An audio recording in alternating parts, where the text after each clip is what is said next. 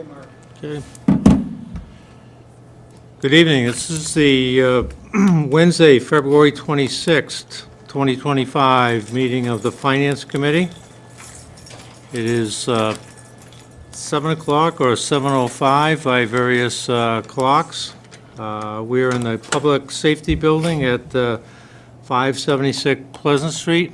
We also have a Zoom link, which is available on our meeting notice, which is available on the town website. We are a committee of 7. We have 4 present, 1 joining us by Zoom, 2 away on travel, 4 is a quorum. I declare we have a quorum. I believe we're open for business. Would like to start by welcoming the Select Board, who have posted a meeting this evening as well, so that they can join in the presentation by the town administrator. I think for efficiency purposes, so that she doesn't have to present it to us and then present it to the Select Board later on. So we welcome 2 members of the Select Board this evening. If you look at our agenda, which I don't think we need up on the board, I'd like to dispense with a reorganization issue and bring it up later on after the presentation. But we do have a reserve fund transfer before us. Everybody has been sent the reserve fund transfer. I believe the sponsor of it is Town Administrator. Heather, you want to give us the backdrop and the background regarding that?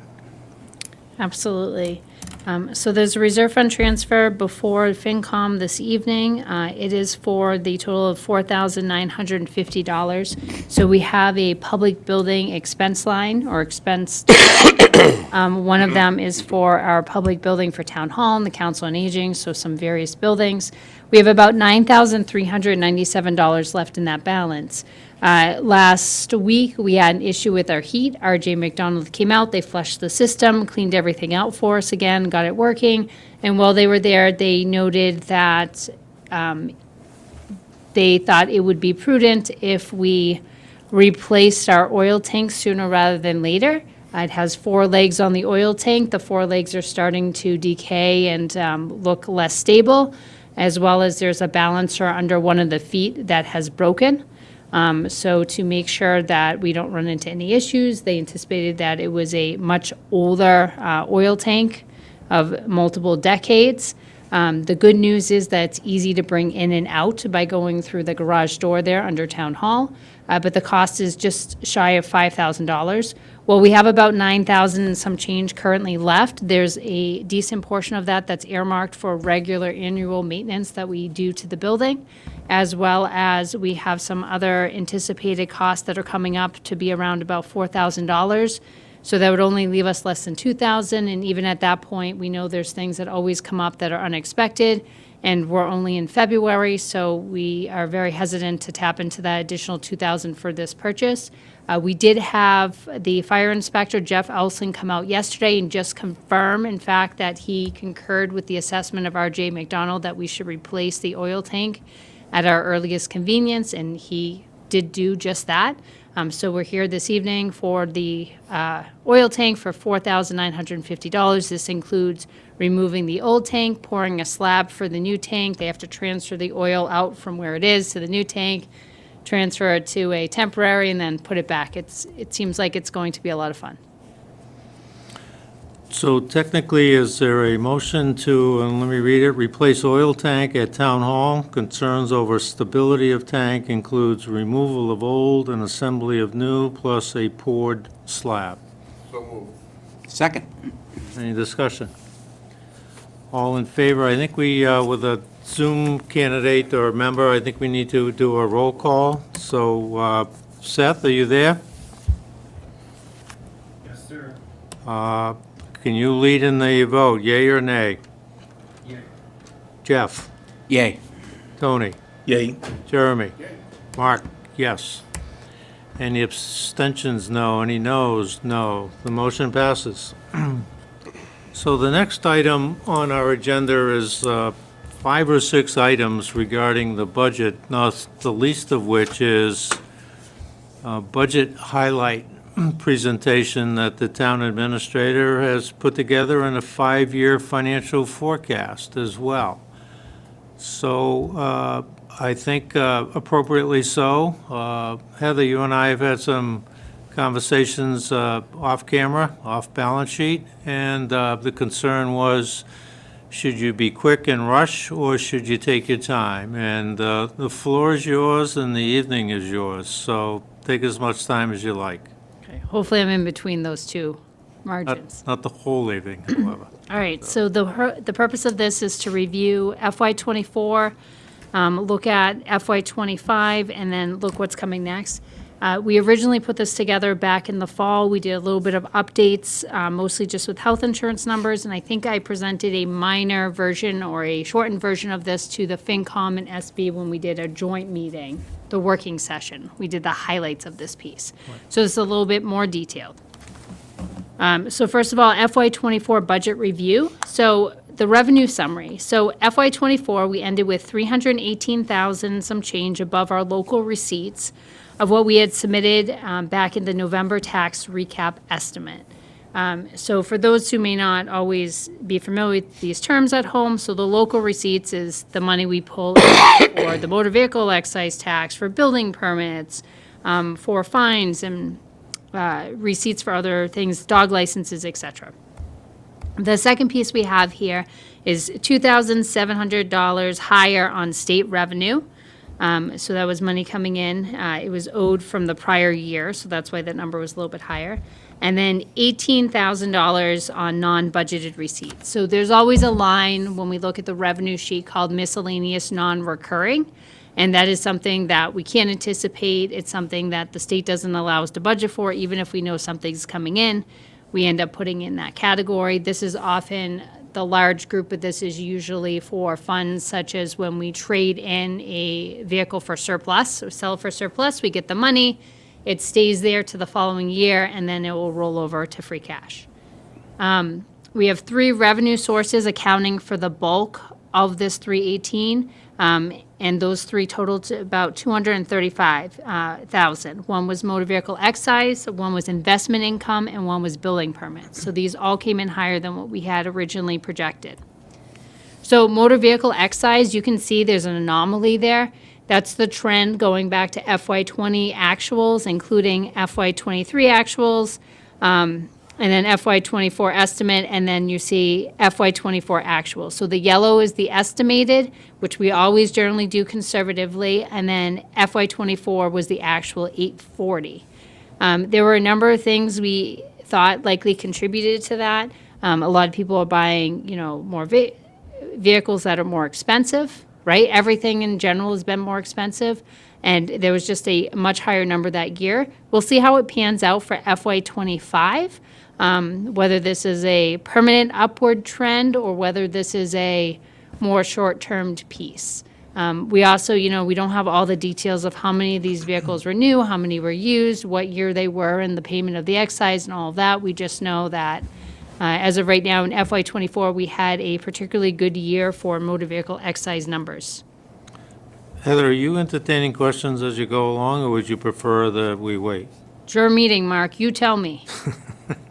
If they're timely to whatever the slide is, it's probably helpful to ask the question at that time. So is there any way to know whether or not this was a COVID delay?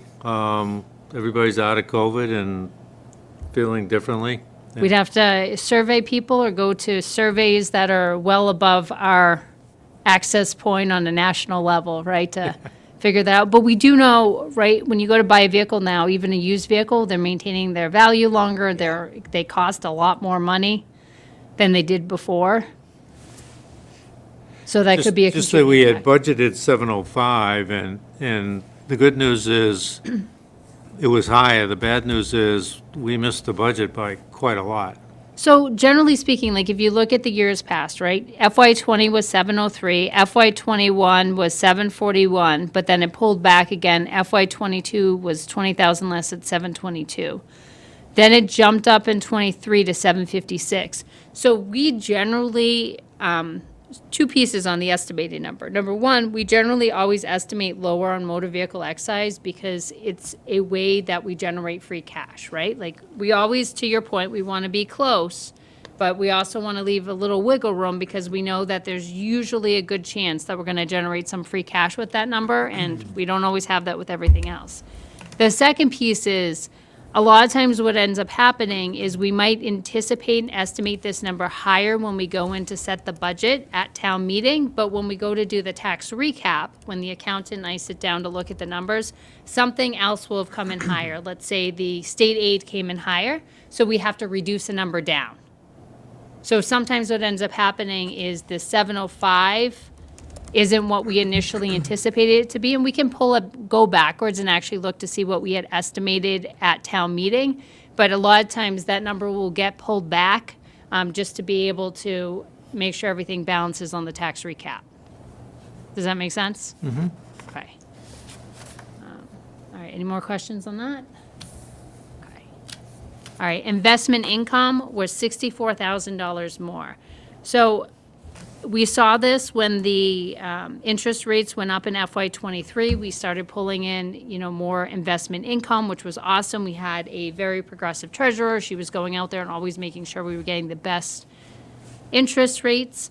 In FY24, we did estimate a lower number. We weren't sure what was going to happen, and that's what the state's recommendation was from Division of Local Services and DORs to keep that number more conservative.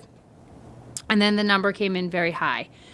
A couple of things to keep in mind. Number one, we still don't know where interest rates are, but we anticipate, they're probably decent for staying up, at least for right now.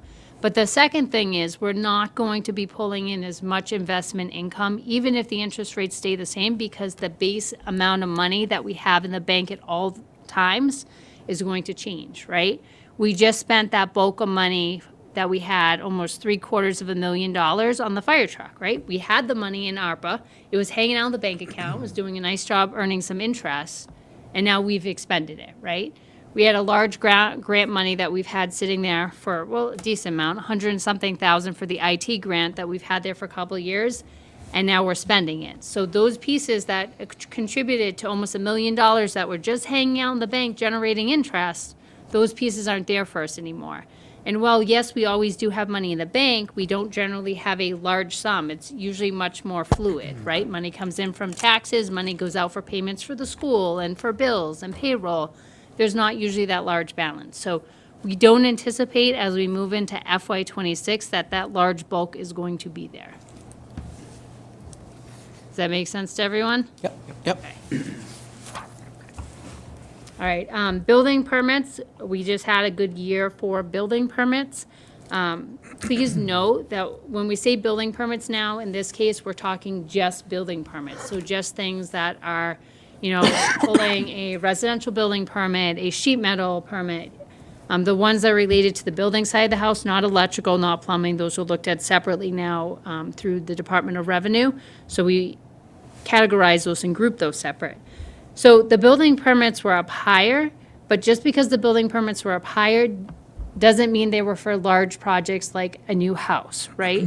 We're seeing even right now, there's a lot of building permits being pulled, but therefore, an occasional wood stove or a new in-ground pool, or I think a kitchen. We just had one come in for a pool house, right? Lots of ones for siding, quite a few for roofs, a number of ones for windows. So those pieces add up over time, but they don't always, and in our case, I don't think in many times they don't translate into what we talk about later as new growth, right? The windows, unless every single window in a house is replaced and it really ups the value of the building, it doesn't change their valuation enough to really generate new growth.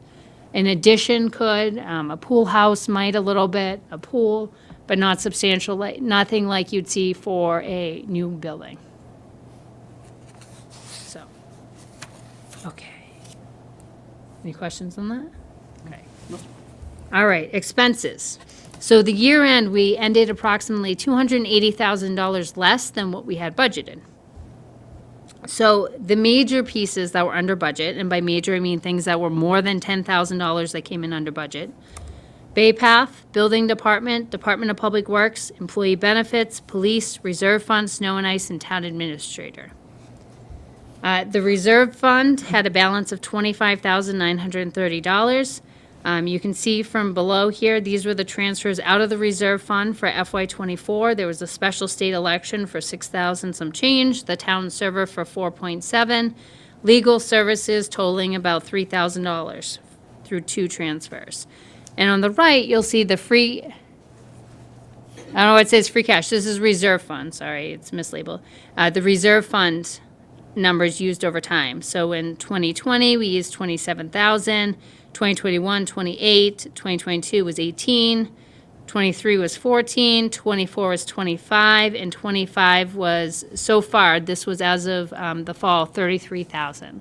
So you can see we're starting to trend up on the amount of reserve fund that we're using throughout the year. So Heather, just in the event that this goes public and it gets posted, Yep. I think you corrected something yourself. It's not free cash, it's the reserve fund. I was excited with the words free cash, though. But it's also not what was spent, it's what is left. I thought that was what was You expended. might want to check that. Okay, I'll double check that. I have the reserve fund printout right here. So just on the event that somebody picks us up on that. I will go back and look, Mark, make sure that's correct. Okay. That's not gonna work. Okay. 24 budget takeaways. So unused expenditures over time. In FY '22, we had $412,000 that were unused at the end of the year. '23, it was 21% less at $327,000. In FY '24, it was another 14% less at $280,000. So in FY '25, with an even tighter budget, we expect there's a possibility that we have, again, less unexpended expenses at the end of the year to turn back. Free cash certification, so this is the breakdown of this. We ended up having certified $638,277. And we appropriated some at the special town meeting on November 18th, splitting between operating stabilization and capital, which now has a balance of $500,000 for free cash. So trends. So local aid. So this is local aid over time. You'll see there's an increased amount to the right that tells you, the percentage that goes up. So in FY '20 was $631,000 some change. It went up 1.4% in FY '21 to $640,557. In FY '22, it went up 5.5%, $675,000. Went up 9% to $737,000, $773,000, and then $793,000, which was the lowest increase, smallest increase in FY '25. So note that local aid included everything from our unrestricted governmental aid, or UGA, to library aid, as well as veterans benefits and exemptions. Heather, I note there's no bar for FY '26. When do you expect, what's the timeline of that? So we have FY '26's numbers, but when I put together this forecast document in the fall, I did not. Yeah. Right? So the governor released her FY '26 cherry sheet numbers at the end of January, right around, I think it was the day before the Thursday of the Mass Municipal Association Conference. So we do have that, and those are in the revenue estimates for FY '26 that everyone has. Right. And again, mind you, they're only preliminary, right? They're the governor's budget. We still have to get through the House, the Senate, the Ways and Means before we get to a final number. Funds used to balance the budget that are non-capital. So this is by year, FY '20 versus FY '21. So the dark red is the amount of free cash used. The pink is the ambulance receipts used, and the purple is operating stabilization. So you can see the total amount of money each year, starting in FY '21. FY '20, we reduced a little. FY '21, we started going back up. And then by the time you get to FY '24 and FY '25, we added in the operating stabilization funds as well. Free cash, so this is the free cash used, this is the real free cash used number. So right here you have 2021 through, FY '20 through FY '25. You'll see that we went down in the amount of free cash used from 20 to 21, and then in 22, 23, the number went up, and then 24 and 25. And as far as I understand it, I don't think these were less than the amount we had. I think this was just the amount we had certified those specific years. So it looks like in FY '21, we had a lower amount certified, and then we had more certified in 22 and 23, and then as you can see, starting in 24 and then 25, the numbers went down for each year. Stabilization. So I just want to go back to this one. So, yes, okay. Heather, can you remind us what the free cash number is for this year?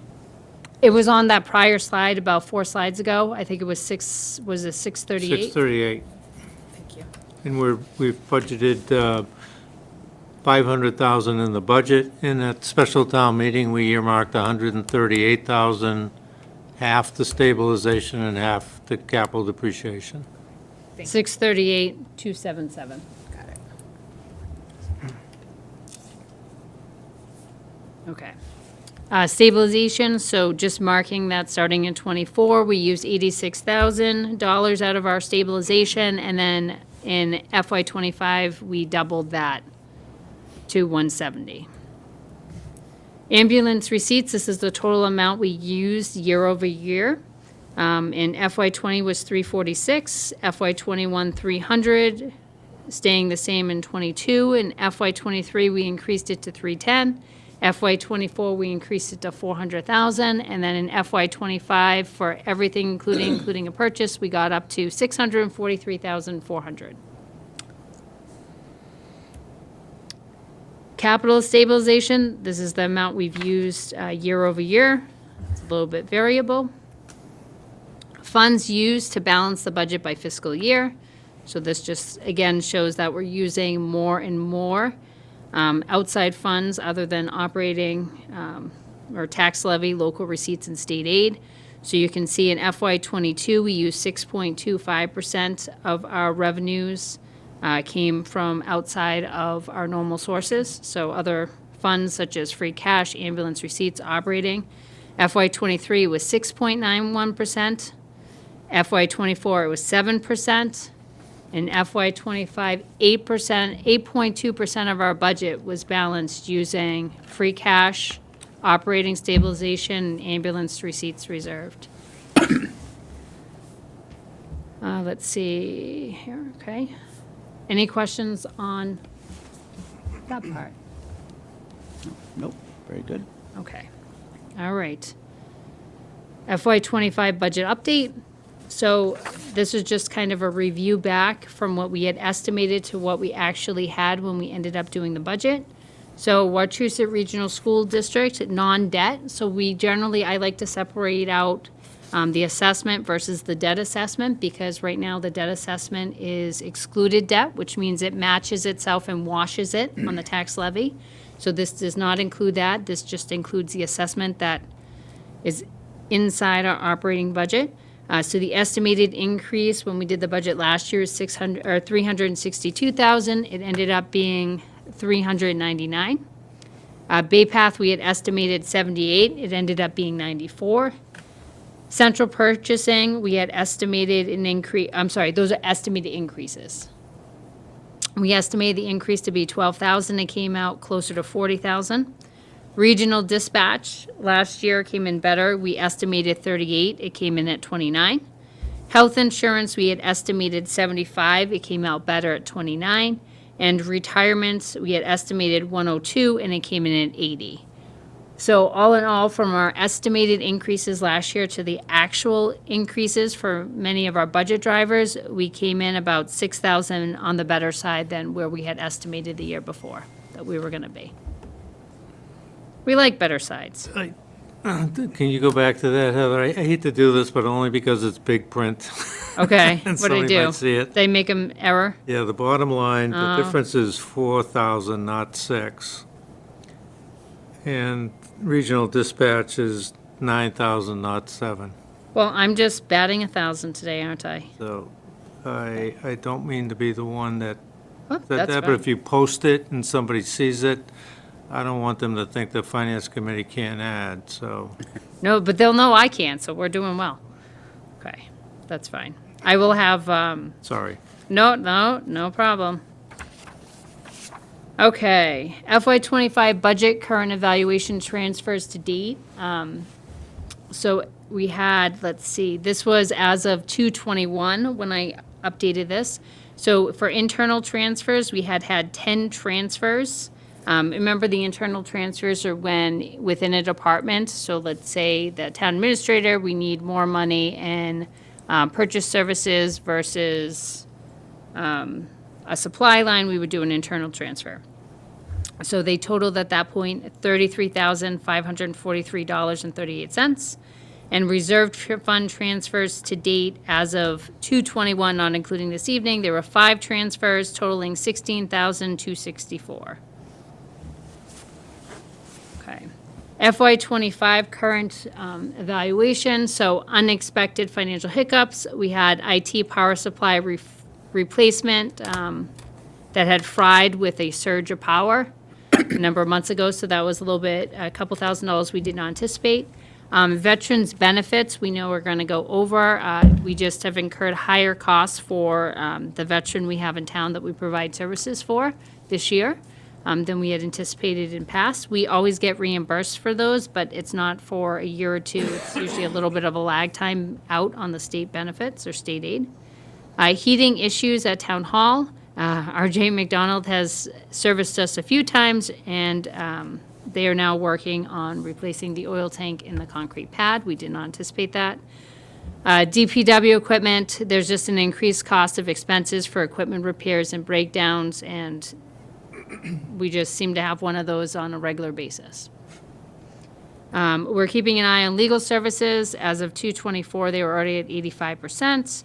And health insurance, the good news is that it should generate some free cash right now. It was estimated higher. We did have a decent amount of turnover. And sometimes when people came off the insurance, if they left, we didn't always replace them with someone who needed the insurance. They were using someone else, a different plan, whether it's a spouse or family member or what have you. So is the plan to hire everybody under 26 years old so they can stay on their parents' plan? We would never do that, and we would probably never say that either.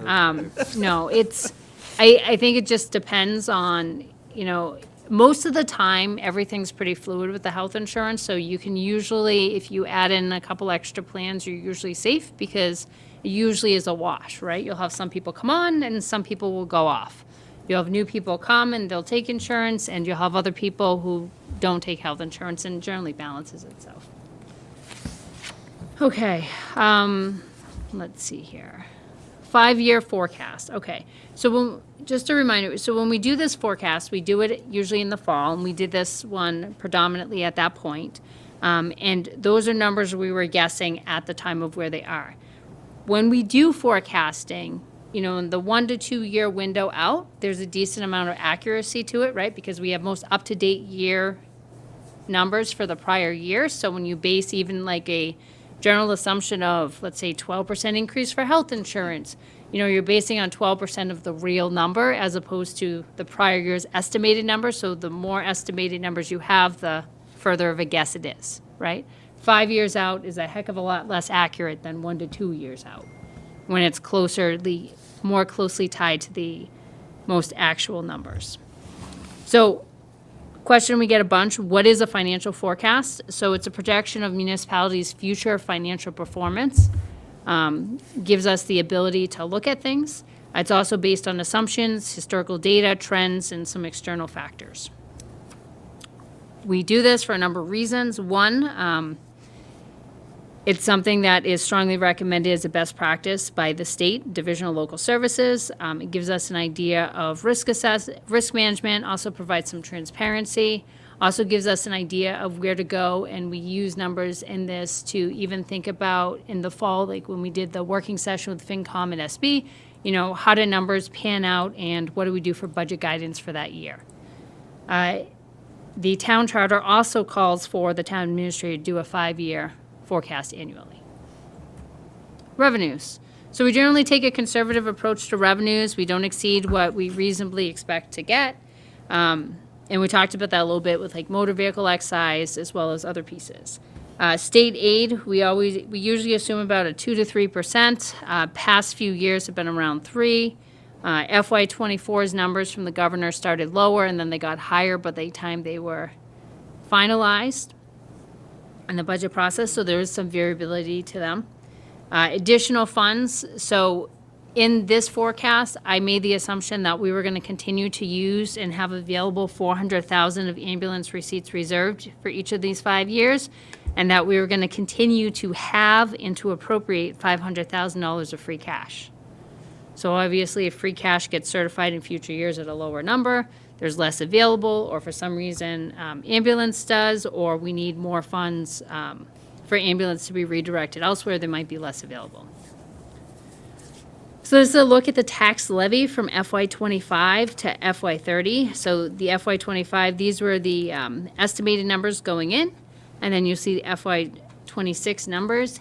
Anything in green I call a wash, right? So if there's something in green here, that same number, even if it looks a little low or a little high, it is accounted for in the expense side of the forecast. So it washes itself out. So if the expense side actually goes up higher, then the number here in green would go higher and vice versa. So you could essentially fund both.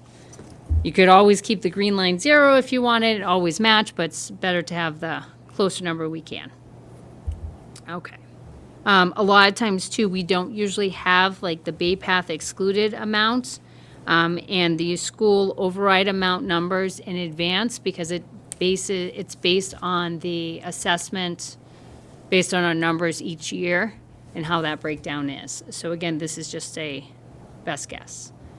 State aid cherry sheet, again, you know that. Heather, can we go back to that? Yep, for I'm one so second? sorry, yep. There's some debt service overrides at the bottom, and actually they're highlighted.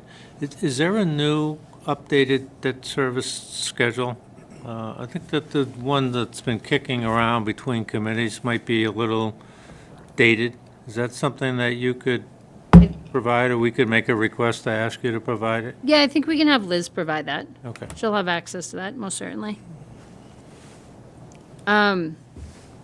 So in this sheet, though, for the municipal debt, you'll see, it covers anything, all the excluded debt and the excluded interest. So that's what's covered here. And this is of these green lines, this is the only one I would rely on because, like I said, the rest are kind of just, the other two are placeholders. But you'll see the municipal debt that is excluded starts to go down, right? So FY25 was 465, FY26 is 449, FY27 is 435, FY28 365, then it drops to 95, then it drops to 93, right? So that's the debt that's raised through taxes. And those are for one-time either capital projects or longer-term debt exclusions. But once those capital projects and debt exclusions come off the books, then that tax goes away. Big drop. Public safety? 29, is that Public- the building comes off? Yeah. No, I think the building's the thing that stays, actually. I can always pull it up too, Mark. I have the It's the building. detail for the next 5. I think the building's the only thing left by that year, 90 and 29. More than one loan on Yeah. the building. But it's the loan that's left. All the more reason to have a nice updated schedule so that we can see what's causing it. Yep, and I can always pull that sheet up Yep. when we're done this as well. But one of the things that's important to keep in mind with that is a lot of municipalities, what they try to do is they try to keep, and I think we even have it in our financial policies, try to keep the amount or the percentage of the excluded debt to a certain percentage. And then, as things start wearing off, they start saying, okay, well, this is a good time to say, okay, well, let's look at purchasing these items that we need and spreading it out so it kind of keeps that number level. Okay. State aid cherry sheet, so just the estimate here. Public library offset, so you see, again, that's one of those wash numbers. You see it go on, then you see it come off. They generally keep that separate. And then reduced by state assessments, so that's the amount on the cherry sheet that is then reduced from the amount they're going to give us for various charges. Local receipts revenue, so this again is a number we try to look at trends when we were projecting these each year over year. So we have about 5 or 6 years of data usually for most of these, and we try to predict. Pilots, we have an relatively accurate calculation for, so this is for Leicester and Worcester for their water, the land we have that they pay. And then we also have, let's see, various things down here. You see some things we take good estimates on, building permits. I think that's one of the ones that's pretty variable. Some years is higher, some years that's lower. So just for the purposes of doing this project, we balanced it at 30,000. Okay. And then some of the other numbers, like I said, we went more conservative, like investment income. We dropped it back down to a lower number, not knowing what the future economies will hold with percentages of interest rates as well. Any questions on that? Okay. Additional revenues. So you see here, moving forward for FY26 to FY30, I just put in each year the transfer from ambulance receipts at 400,000 and free cash 500,000. Expenses, same reference factors we used last year based on some historical data. So what I mean by that is we would look from year to year and see what the percentage increase was overall and try to apply those numbers. Things that we knew were higher cost items such as health insurance or so forth, we assessed a higher percentage increase, whether it's 10 or 12% to those numbers. And then you see that here played out. This is definitely very much the nitty-gritty piece where you have all the details of each of the bottom lines for the line items. Right here, estimated expense versus revenue for 5 years. So you can see FY26 at the time, the forecasted deficit was about 880,000. The original number I had back in the fall, I think, was a little bit higher in the 9s. But like I said, I went back. That was one of the only things I changed and just lowered down the health insurance number since we've been traditionally very high on it the past couple of years. And I knew this number was even going to settle down lower, and next year's budgeted number actually looks lower as well. So I wanted to make sure the number was more in line. So I did that adjustment. As you see, you go up each year, you look at FY30, it seems absolutely terrifying. This is very normal. All municipalities generally have this where, you know, like I said, the second year of the forecast have a much higher accuracy rate. Other than that, the rest of them are conservative, and they're almost always going to look something in the negative. But as you move forward and have updated numbers, the next year is more closer to the reality. So, Mind if I ask a question? Yep. The revenues from FY27 to FY28 are static. Is that expected or intentional? it's probably not. It's probably an error. I'll go back and look at it, Julia. Okay. I don't think I used a formula on that. I think I manually entered it, so it's highly probable that I manually entered it incorrectly. Okay, so the total expected deficit at the bottom on FY20 is Probably closer to 2 something. higher than expected, okay. Yes, yes. But again, like I said, you know, I would, when using this as a tool, I would look mostly at FY26 and FY27 because those are the next immediate 2 years from the date where we had real data. These are the ones that are going to be the most accurate. Anything outside of that, you know, if there's a change in the governor, if there's a change in how anything gets provided for funding, you know, if there's any capital or debt or other overrides that get added to the piece, it changes everything. All right, so this just kind of shows the deficit gets bigger or drops down lower, whichever way you'd like to look at it. All right, how did the estimated deficit for FY26 get so large? We had used $378,000 more than what we had for FY '25's one-time revenues beyond the 900,000. So we originally did that 400,000 of ambulance, 500,000 of free cash, and then we still went 378,000 higher than that by adding operating and more ambulance to be able to balance FY '25's numbers. We had a $175,000 just normal cost increase, right? About 100,000 in the retirement, 50,000 in dispatch, which was estimated, 25,000 town insurance. For schools, when we do the estimate, 376,000, which is at 5% for Wachusett Regional School District. And the estimated amount for the vocational, when we did this estimate for '26, was 25%. Good news is it came in lower than 25%. Yes, Okay. 8 or 9. FY '26 considerations. So again, this was the forecasted model. So 16,281,000 was the estimated revenues, with 17 million and some change for expenses, with a deficit of 880,000. Fixed costs, estimated FY '26 increases. Town insurance was estimated about 25,000 higher. Regional dispatch 49. At the time we did this, we anticipated an increase in regional dispatch, both to the overall assessment as well as anticipating the fact that we were going from 75% of the assessment, 25% paid still by the state 911 grants, to 100% for FY '26. Good news again, when we get to the actual budget for FY '26, the total assessment for the town went down, and even though we had increased from 75 to 100%, it was not this drastic. Streetlights, we anticipate about $811 higher.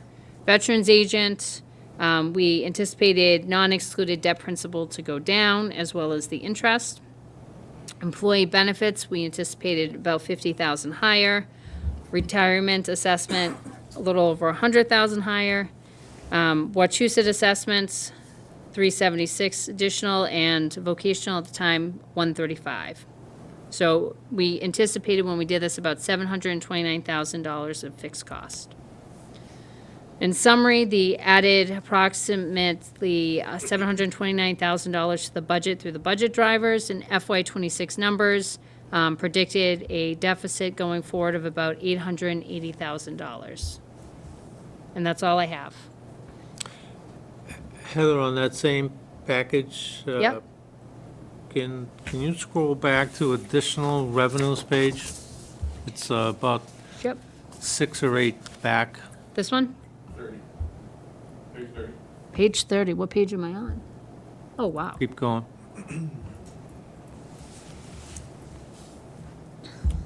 is that your page number different? Yeah, she said it's more. Right after the local receipts. Go down. Keep going.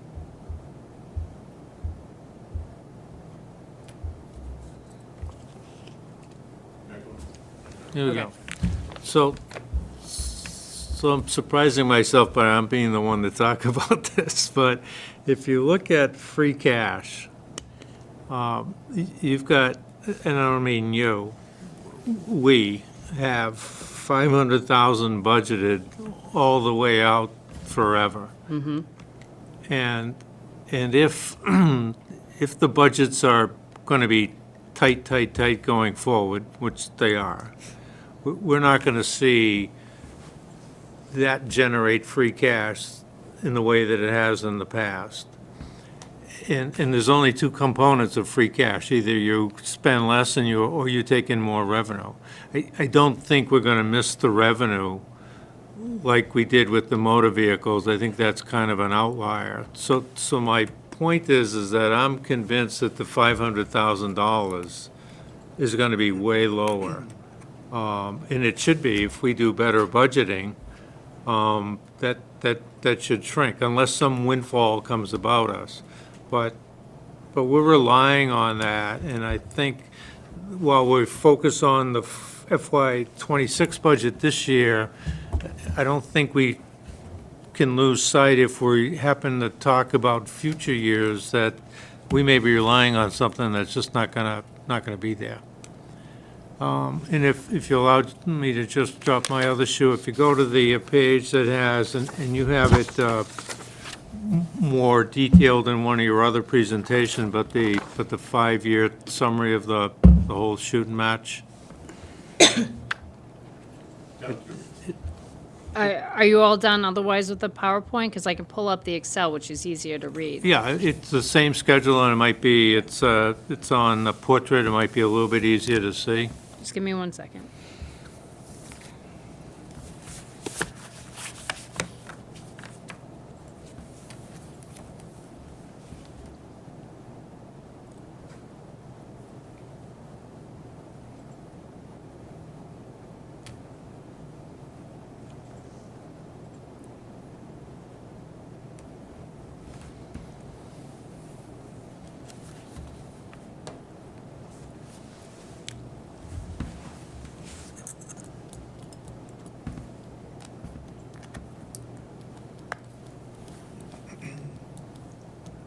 Okay. Yeah, but it's a little broken because it's, half of it's on the screen and the other half is below, but I'm not gonna test your highlighting skills here, but if you look at, after the library, which is 610, you see all there's about 2, 3 or 4 or 5 debt cost centers, for lack of a better word, that we can't cut. That's kind of fixed. And if you look at item number 300 and 310, those are the schools. That's a whole other topic for another meeting. And then you look at 443, which is waste collection. You don't have the expense here, you don't have the revenue somewhere else. And then town insurance and regional dispatch and employee benefits and retirement. There are 41 cost centers there, and there's about 15 we can't even touch. So that shrinks our population to 26. I'm sure one of the targets would be the finance committee, but that's a budget of $175. So the point is that we don't have a lot of places to look and to come up with $800,000. I'm not trying to get ahead of what any of the discussion's gonna be, but our population, by just in its inherent nature of this budget and its components, that there's not a wide open number of cost centers to look to. It's police, fire, and DPW,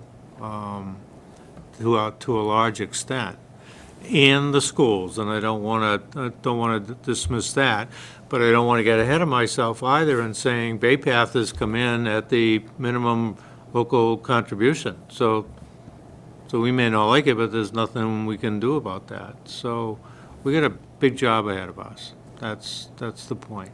So not trying to, I don't have an agenda of saying that. I don't have a rabbit to pull out my head. I'm not trying to be the skunk at the lawn party either. I'm just saying we got a lot of work over the next 5 weeks. And the whole thing is not our population to look at because of the very nature of how this is structured. It shrinks. So, don't, hog the conversation, but, but that's, now, do you want to take us through that 5-year forecast, which is on our agenda and part of the package that you sent to me and I sent to everybody else? Is that something you want to do? The 5-year or the FY26 budget? Because we just did the 5-year, right? Well, I could do whatever you'd no, like. we have a 5-year forecast. If you want to go to the FY26 budget summary, that would be fine too. Okay, so before I do that, I just, you had brought mention of the debt. So in everyone's 5-year packet, in the Excel sheet, you do have this. So this breaks down, and Mark, to your point, it doesn't do the debt carrying everything all the way out, but it gives you an idea of what you have here. And if you look to the right, it actually even tells you when, that's too far right. It tells you when that debt ends, right? So you have over here, you have the public safety complex, which is the excluded debt and the interest. And that, oh, now I'm blocking my window, I'm sorry. That ends in, I think it's FY 49, right? You have here your excluded debt. We don't have that, Heather, so, Oh, I didn't send you the detail Excel? Well, then I will send you the detailed Perfect. Excel. yeah, that'd be great. Expenses, I think I have it mislabeled, FY 26 through FY 29. I got expense workbook with 18. Okay, nope. Okay. Okay. So I'll make sure I send that over. So you have here, and then you go to excluded interest. So you'll notice here when you're looking down FY 26, right? There's a lot of things that aren't populated. What is populated, so if you go down to the non-excluded debt, so for those at home, you know, the difference between the excluded debt and non-excluded debt is excluded debt washes, right? You pay for it in the operating budget, but you also are raising the taxes in the tax levy section. So those numbers come together and wash. And when that project is complete, that tax goes away. So the example there is, you know, like the public safety complex grant is on that, or the piece is on there for the debt for excluded. When you get to the non-excluded debt, it's debt we took out within the tax, within the operating budget itself. So there's no tax component to it. It's within our operating budget. So you see right now, we still have an FY 26, we still have an estimated not even estimated, $78,200, $6,000 for school windows that ends in FY 26. As the last year, DPW doors and windows, it's $2,200 for 26 for the debt payment, which ends in 28. $40,000 for DPW truck and paving, which ends in 28. And the DPW Freightliner truck that ends in 29, and that's about 30,000. So those are things to keep in mind. So that was debt that at one point we took out within the operating budget, and over time, those pieces will start to come away. So it's also important to note, because you'll notice, you know, it's actually a reduction from FY 25 to FY 26. Like, we're actually reducing that number by a little over 10,000 between the debt payment and the interest. And we're expending it on something else, right? Like, it's not, in a ideal situation, that would give the town an additional $10,000 to flex with and put it back to other purposes for the operating budget, but we have enough of a offsetting issue that doesn't come into play. If that makes sense.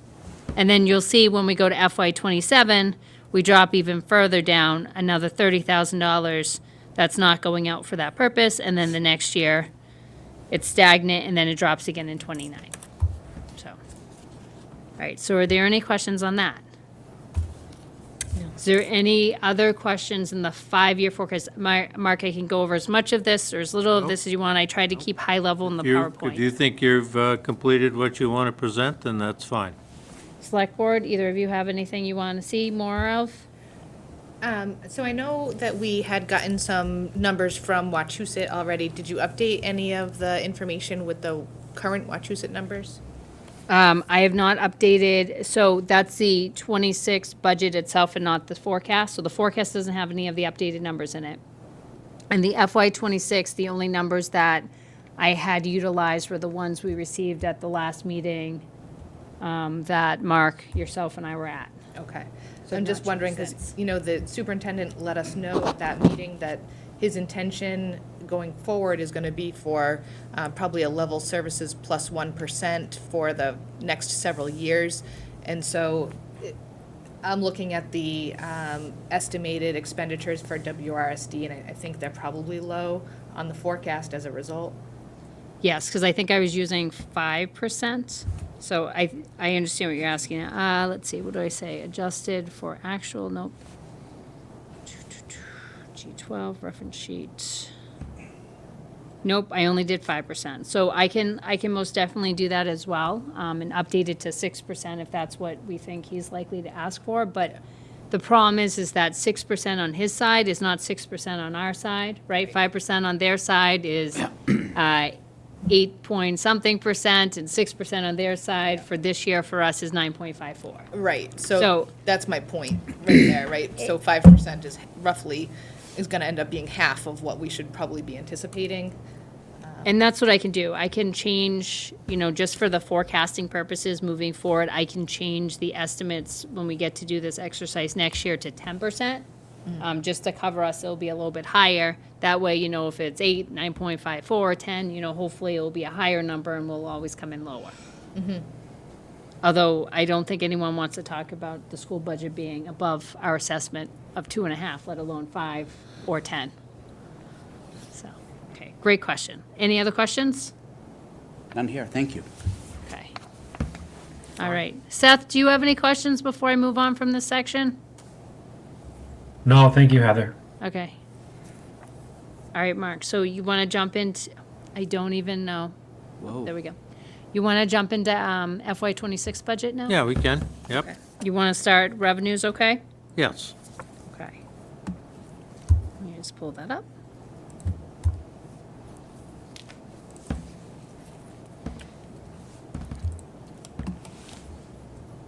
Keeping in mind that this is kind of an overview, that we'll get into the detail in succeeding meetings that we're going to schedule shortly.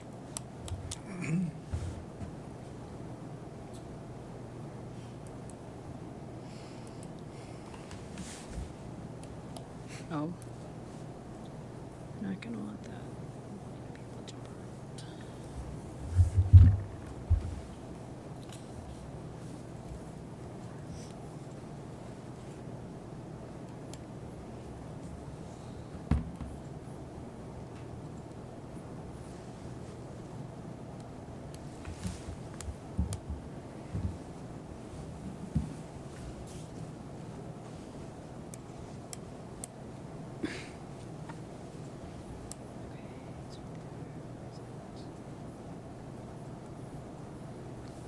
This counts as part of your presentation time. Oh, that's good to know. It's taking a moment to load. Okay, you know what, we'll just go, oh, right there, I found it. Oh, no, hold on, I don't want to do it that way.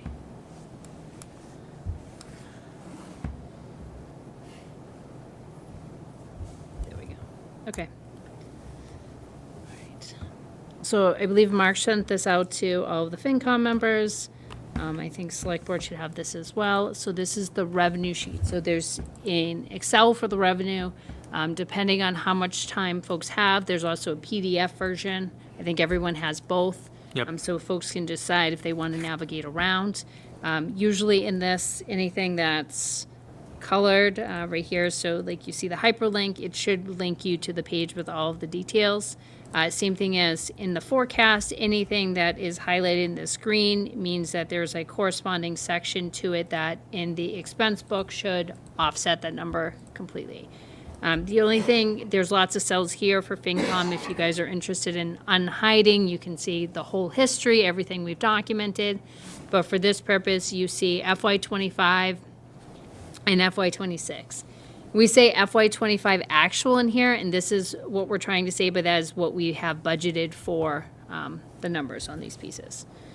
So we have here the prior year levy limit. All of those pieces are add up, the 2.5% increase. The new growth number, I kept it at 80,000 because that's what we used last year. I believe on our financial calendar, we have the assessors to have a number for early March. To present back to FinCom of what their estimates are for the new growth for FY27 based on everything they know thus far. I do not believe 80,000 is going to be too low of a number. I think if anything, it's probably going to be too high based on all the factors we know and the fact that last year only came in at 76,000. Going down here, so you have your excluded numbers for Bay Path as well as the school and municipal override. Road exclusion fund, so anyone at home, this is the amount. We started a number of years ago. It was 100,000. It was passed, I believe, at a ballot and a town meeting. And then each year it increases by 2.5%. When we go to annual town meeting, there's always 2 votes on the piece. One is for the raising the money through the tax levy, and the second is to expend that same amount for road purposes, and it just stays there. If it's not used one year, it continues forward, but we try to use that amount every single year for road purposes, to pave the roads. That should be in green, it's not, I just realized that. So it is a number that washes.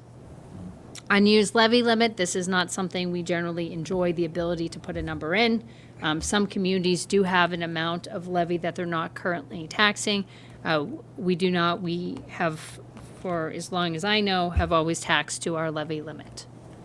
And then the last item in that levy section up there is the overlay amount. So the overlay amount is provided through the assessor's office, and it is usually, can be no less than a 5-year average of the numbers that precede it. So that's the current estimate. That can always go up. You always see that as a number in negative because it's taken off the top of the above. Any questions on tax levy?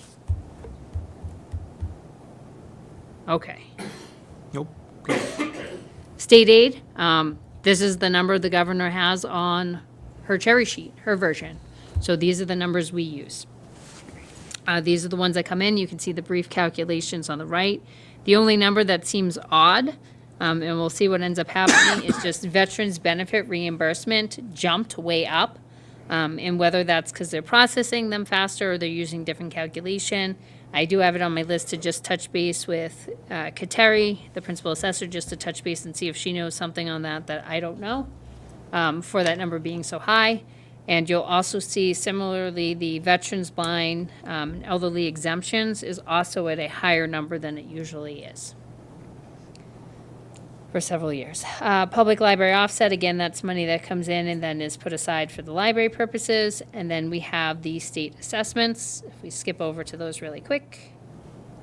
And of course, it doesn't want to work. Fine, be that way. So let me interrupt Heather, because that, what you're showing us essentially is a lead schedule, and we're not going to bore the audience with it, but the Finance Committee members would know that there are 30-some-odd pages that go behind that particular lead schedule, giving us the detail of each one of those, that at some particular point, we'll pass judgment to accept this particular revenue number. Right now, I think you're giving us a good first glance at what it is. Don't mean to take you out of your presentation, but Nope. but there's lots and lots and lots of detail behind this. So, is there a chance you could jump to the expenditure side of this? You don't want me FY to continue 26? going with the revenue side? I can, whatever pleases the committee, I can do. Did you want me to just finish scooting down that really I don't mean to quick? take any away from any questions No, that's anybody fine. might have. That's fine. No. So I'll just, if I can, I'll just scroll down real quick. So that's the state aid number, so you can see especially the veterans benefits and the exemptions are higher than they've been in some time. Local receipts, so to Mark's point, we have all the backup detail. We look at historical data, we look at what we know so far for the year, and any other factors that come into play. The one thing I'd say is, we have other taxes and excise. We do estimate this number a little higher, and the reason is we have one piece in it that includes the meals tax, and the state does not give us a breakdown of which business paid how much meals tax. We don't know. We just get it after a certain period of time. We get a payment. We do envision that, as a very highly contributing business to town and having good business, that, with 10 West not being in town, there's a chance that the meals tax number is going to be lower than what we've seen in past years. So we did lower the estimate, so that's why you'll see in other taxes and excise that number's lower than what we submitted to the state for the tax recap. So just scrolling down, any other anomaly down here, other licenses and permits, again, we're calculating based on what we know to date and best guess and still trying to be conservative. We already talked about investment income when we were looking at the forecasts and the trends, keeping that number lower, especially where we don't anticipate to have as much in the bank to be able to base numbers off of. And then everything else stays the same there. And then to Mark's point, we did use the 100% from the ambulance receipts and the free cash number for FY26 estimate purposes, and that totaled our revenue estimate at $16,209,541, which is about a 1.1% decrease from the year prior. So, Not going in the right direction, but the math is correct. it's in Excel, so it double checks me a lot more than the Word doc. Okay, let me pull up the expense.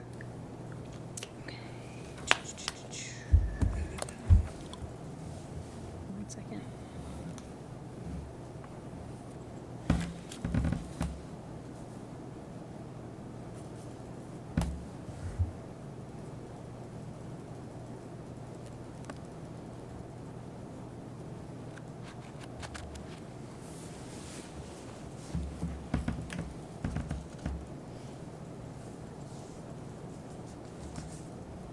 Do you want the expense in Excel or in PDF? No, I think, Just the front page? yeah, just the front page would be fine, because I'm going to hold up the work paper, Okay, book. okay.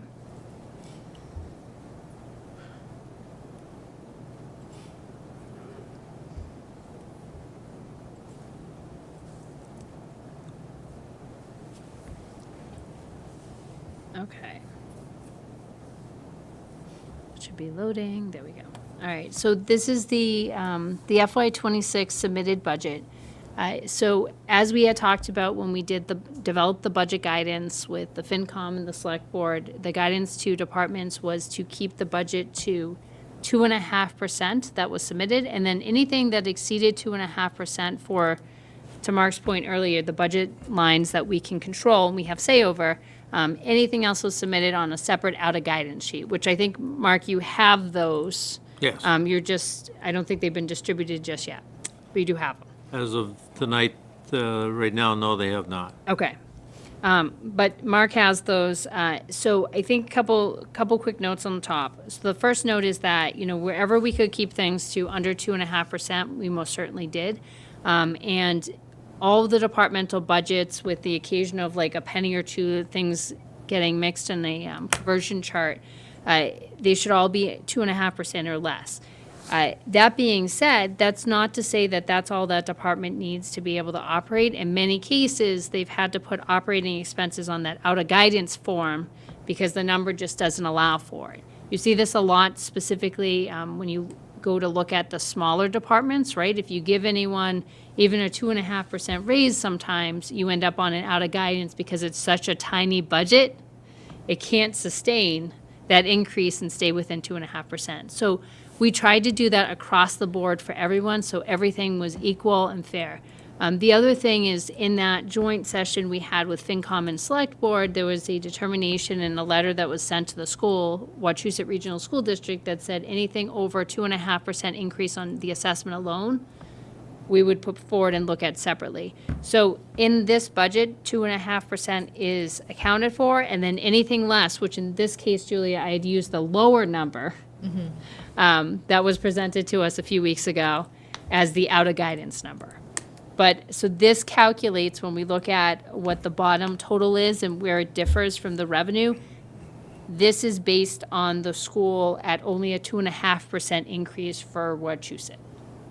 So I think that's important to note. So if you scroll down, you have all these lovely colors, which means more to me, but it's awesome because it allows me to kind of formulate things later in charts and make things look pretty. So right here in this green column, you see that the current deficit, or the difference with the revenues and expenses as presented, was $472,380.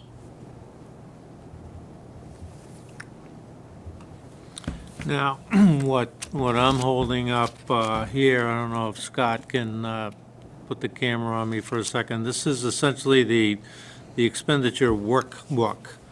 So for each one of these departments, there's 3 to 4 pages of detail after detail after detail. So the argument is, if you have a question about a department budget, there's plenty of information in there for you to raise the question and for us to ask the directors or the head of the departments when they come in to justify it, and we vote to approve or recommend tweaking it. So there's a ton of background for us to go through. Everybody has the tools in order to do that. It's not what we're going to do this evening, but we're going to start in earnest next week, picking away at certain department heads that will be invited to join us. So a lot of good work and a lot of effort and a lot of time has gone into this to allow us to prepare for when they come in to make their presentations. So thank you for that. So I just want to add to that departments have been awesome with working really hard at getting everything into this piece. A lot of kudos goes to Larissa, our town accountant, who was very instrumental in getting all the numbers in and making sure that, you know, everything was corrected formula-wise. So to Mark's point, when you print this to PDF, it's 228 pages. So this is not by any means a small document. It is very much hyperlinked. Everything links back pretty much to something else. So all it takes is one little accidental delete on something, and all of a sudden your numbers don't add up at the bottom. And everyone has been great, very patient, worked hard on this. We now, as you can see at the top, and Jeremy, I think, relayed this earlier, this is work in progress number 18. So anytime we've done any substantial edit, we always added a new number. For a number of the variations, the department heads had direct access so that they could edit and modify their own departments as they needed. Now everyone has access to the most current version I have, but it's in view-only format, except for Larissa. She can still edit anything. But that's just so that no one accidentally looks at something and changes something, and that way any changes, just to make sure that we control sanity that someone needs to make, they let us know, and we can make the changes and then report back that something was updated for whatever reason. Good. So the next page, just, I think it's on here, let's see, I think it's got the percentages, just so everyone can see, if I can get to work. Nope. Nope, it's not gonna do what I wanna do. Good. Any questions from FinCom members? Not at this time. Thank you for the detailed information. I appreciate Yeah, it. I'll echo what Mark said. It's good work. I think this is thorough. Yep, yep. The numbers are terrible, but it's a lot of good work that went into it, so. Well, departments, I think, worked very hard to try to figure out, you know, I think everyone understands where we are financially, and we're trying to still provide the same services to our residents and constituents and try to find different ways to get those numbers to where they need to be. So more creative ways to provide the same solution.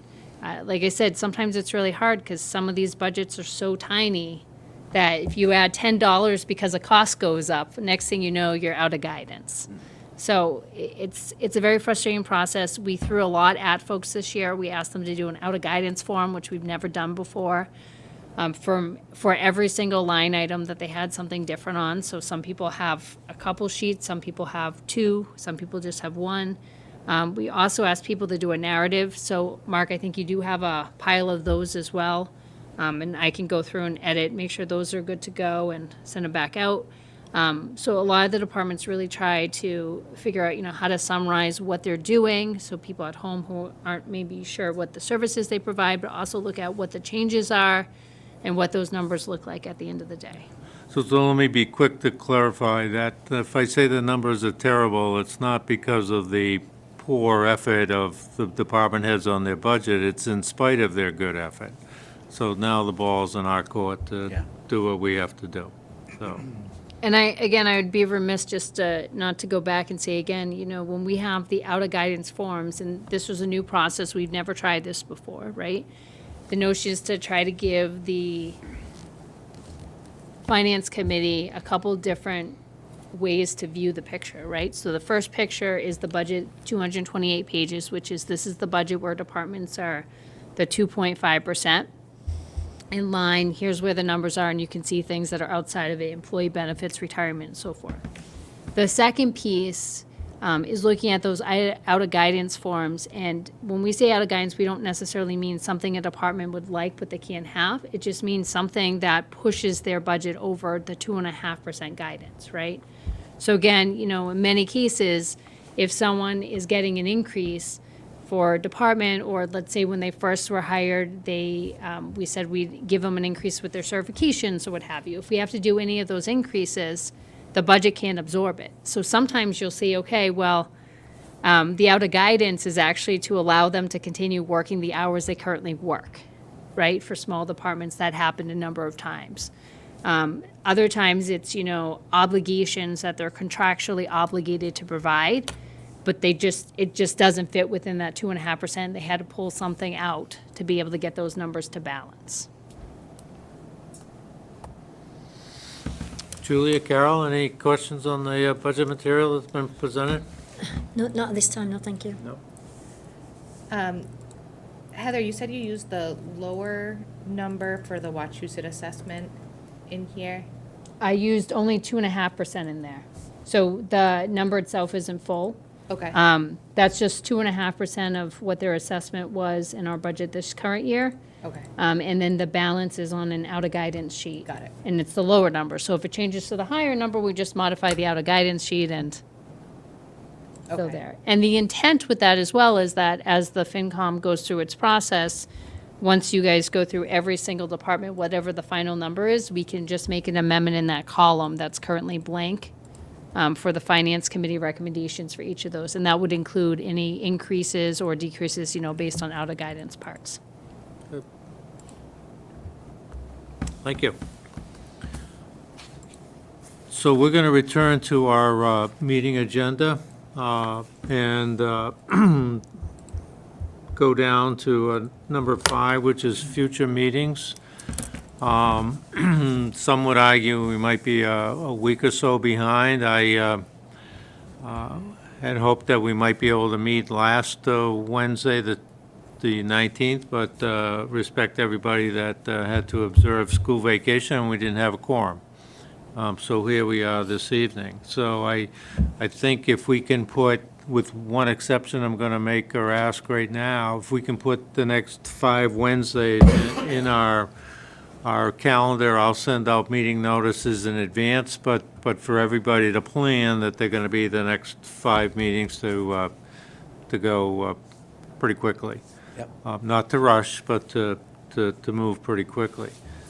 That having been said, next Wednesday is Ash Wednesday, and I've had some people who indicate to me that they'd like to properly observe that. So my question is, can we meet for next week? Can we meet Tuesday? And I haven't even looked at the calendar to see if this room is available, but let's see if people are available first. Can people meet next Tuesday?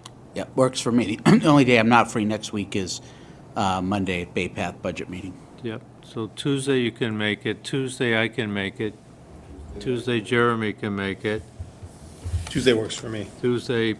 Seth, did you hear that, and can you make Tuesday? I think so at this time, so. Okay. It sounds like we have a quorum at least. Good, super. What'd you find, Heather? Nothing's on the calendar, so hopefully that's a good So sign. I'll ask the chiefs, and I would like to suggest that we ask the chiefs of police and fire to come Tuesday to present their budgets. Is that acceptable to everybody? Yeah. Yep. Okay, good. In the last item that was on our agenda, yeah, the last item on our agenda was the second one, which is reorganization. And I'm going to ask to postpone it until we have a fuller committee membership attendance. You may recall that one of our members who resigned, position to which you filled, Jeff, was our vice chair. So technically, we don't have a vice chair.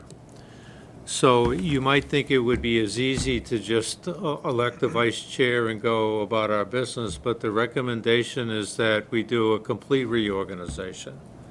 so that somebody who may be in a current position may want to be one of the other positions. So we're going to do a full reorganization, maybe as first order of business at our next meeting, assuming that we have a larger attendance. Sounds good.